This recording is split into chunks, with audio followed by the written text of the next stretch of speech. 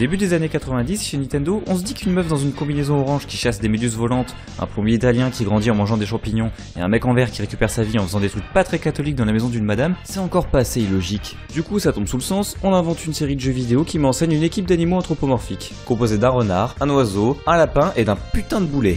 Tous les 4 à bord de vaisseaux et dont le but est de niquer la gueule à la flotte d'un macaque démoniaque dans l'espace. Rien que ça. Ce jeu c'est Star Fox, arrivé en 1993 sur la Super NES de Nintendo et portant le nom de Star Wing en Europe. Et comme ça rencontre pas mal de succès, on décide rapidement de développer une suite sobrement appelée Star Fox 2, qui m'enseigne les mêmes personnages avec en plus une lynx qui s'appelle Miyu, une chienne qui a le même nom que l'autre connasse de Skyward Sword. Maître, votre télécommande Wii n'a presque plus de piles, oui nique bien ta race. Le jeu est développé par Argonaut Games, tout comme le premier opus, et on y apporte plusieurs nouveautés comme la puce Super FX2 qui permet d'avoir de meilleurs rendus que la puce Super FX présente dans Star Wing.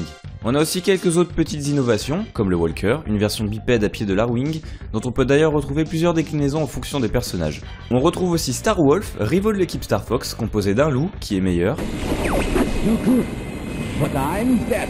un caméléon psychopathe, le neveu d'Andros pistonné, et un porc qui prouve une fois de plus que pour Nintendo, un cochon c'est forcément un fils de pute qui veut buter tout le monde. On peut aussi voir que l'aspect rail shooter linéaire a disparu pour laisser place à des zones où on peut se déplacer librement. Le but est maintenant de protéger Corneria en allant directement libérer des planètes d'Andros, ou d'aller directement détruire dans l'espace des vaisseaux ennemis, des missiles, et accessoirement des dragons qui clignotent. Pendant le développement du jeu, on crée la hype en laissant des démos jouables du jeu à certains événements et en dévoilant des images peu à peu. Seulement voilà, à 80% du développement du jeu, ou à 90% selon les sources comme vous voulez, mais tout le monde s'en bat un peu les couilles, Shigeru Miyamoto, créateur principal de la série Star Fox, lui dit « Je vous baisse tous » et il annule le développement du jeu. Du coup Star Fox 2 dans le cululu.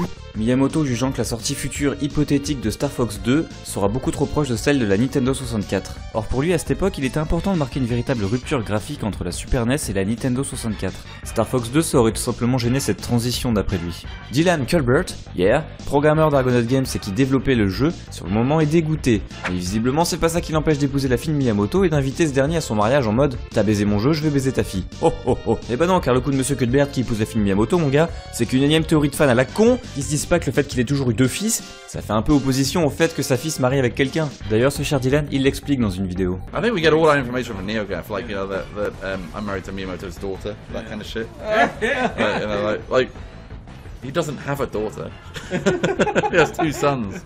I'm married to his son. En revanche, comme Argonaut Games a eu quelques bonnes idées, chez Nintendo on se dit qu'on va pas tout jeter, hein. On a pris toute l'opportunité de faire un épisode sans trop se faire chier en reprenant leurs idées. Cette idée de bouger librement dans une zone est reprise dans Lylat Wars et Star Wolf était également présent. Toutefois les deux personnages Miyu et Faye disparaissent, bien qu'on pense que Miyu est inspiré Cat Monroe. Par contre, rien qui fasse penser à l'autre personnage, puisqu'en même temps quand on s'appelle Faye, on ferme sa grosse gueule et on crève.